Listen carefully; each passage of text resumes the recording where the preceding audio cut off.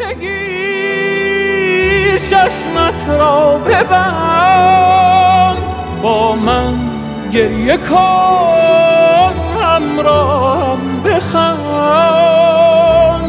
عمر رفته را رها کن تو فقط مرا صدا کن اشکم را ببین غرق بارانم هم پر از دردم هم پریشانم